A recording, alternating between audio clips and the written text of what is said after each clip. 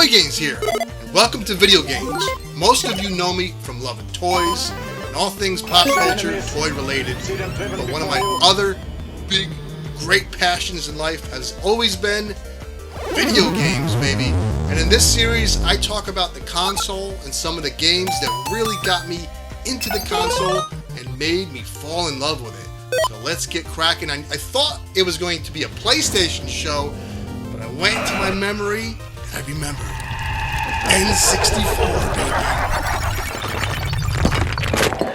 Toy Games! Yeah. You and me, baby! Toy Games! I can't take it anymore! It's Toy Games! The Super Nintendo and the Sega Genesis are behind me, baby. I got a license. I'm driving around town picking up chicks. I'm all over the place. I'm like Danny frickin' Zuko in Grease, minus the good hair and the leather jacket and Olivia Newton-John and the friends and all that. So I'm having a blast, baby. I'm playing video games here and there. I'm still playing Super Tecmo Bowl and even SimCity, which took over my life that summer. I still was playing Chrono Trigger, but I'm really starting to move away from video games until I saw something called the Sony PlayStation, and I went over to my friend's house. He bought it. It was next generation of video gaming, and he had Resident Evil, and I remember seeing the FMV cutscene, and it reminding me of the Sega Genesis CD, and admittedly, the graphics kind of blew me away. Seeing that first zombie look at you, scary stuff. But then I played the tank controls, picked up the controller and the movement. And I didn't like how you walked down a hallway and you were positioned behind the camera. Something didn't jive with me. Something didn't feel like a video game.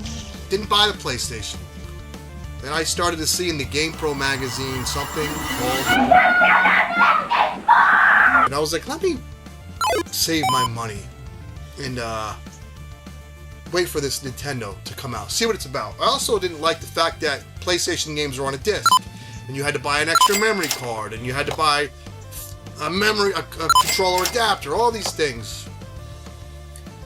So the day has come. Nintendo 64 is out. I saved my money. You got to remember, I'm like 18, 19 at the time. No Santa, no mommy, no daddy, no begging for money in the street. Had to work for this system. I think it was $300. And I was glad I got the Nintendo 64, and I will tell you why. When I played WCW Sold Out, our World Tour, I've never seen animation like this in a video game. Suplexing guys back into the ring, pile drivers, clotheslines, the way you pinned a guy, the way they did their taunt. I couldn't believe it. And it got me back into watching wrestling. That's how powerful that game was. I started watching WCW and appreciating Rey Mysterio and Eddie Guerrero. And the movements in that game were exact to the movements the wrestlers did in the ring.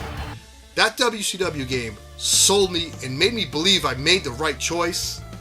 And then I got Mario 64. I got GoldenEye. And Rare really took the Nintendo 64 to great heights. Having people over to play GoldenEye and Mario Kart, you can still do today, tonight, do it. Invite your friends over, play them games, you'll have a blast.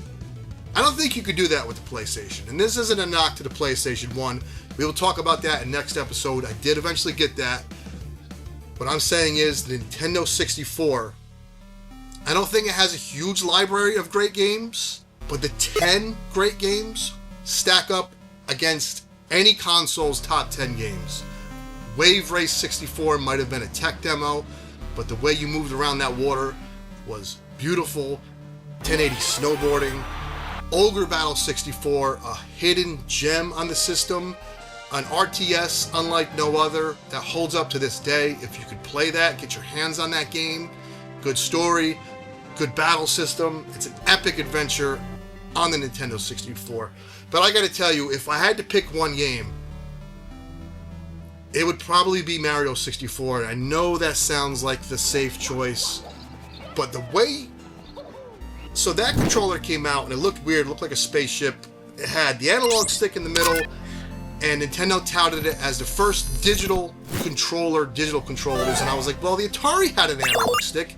Why is this different? It was. Gave you fluid movement with Mario.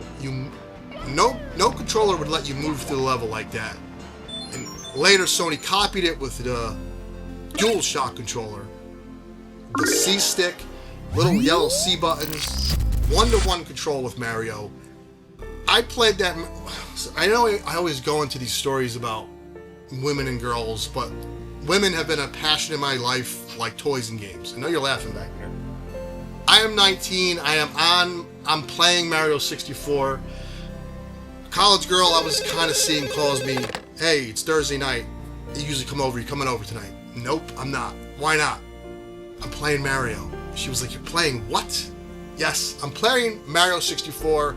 You wouldn't believe what I'm doing right now. I'm in the ocean with this amazing soundtrack. I'm seeing whales. I'm looking for coins. Sorry, baby. It's gonna have to be another night. Mario 64 blew my mind. I can still play it to this day and find something I haven't seen before, a little hidden area or a secret. Truly is, in my opinion, the best 3D platformer ever made. Some things come out and they're so good, you can never top them. In my opinion, Mario 64 is one of them games, followed by WCW Revenge, why can't I talk?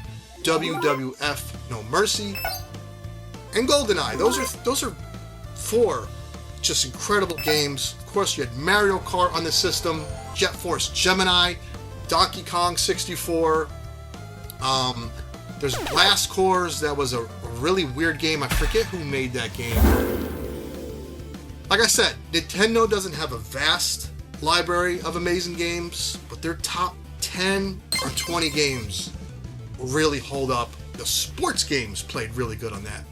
All-Star Baseball, the fact that the 3 yellow, C up, C right, C down, C left, represented the base paths, or bases on the field, and the stick was your bat, there was something seamless about that. And that's something we don't see a lot with today's controllers. Everything is just 2 bumpers, the 4 buttons, the 2 sticks. They don't stray from that.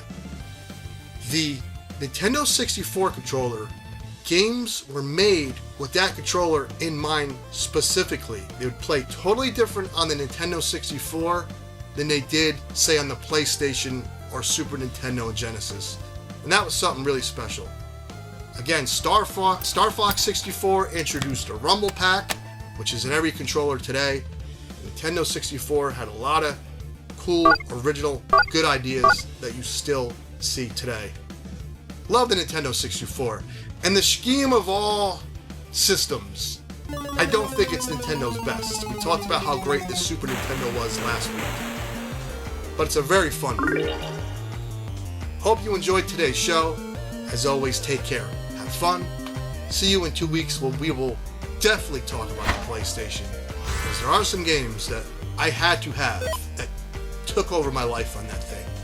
Take care. Woo! Like, comment, subscribe. Yeah!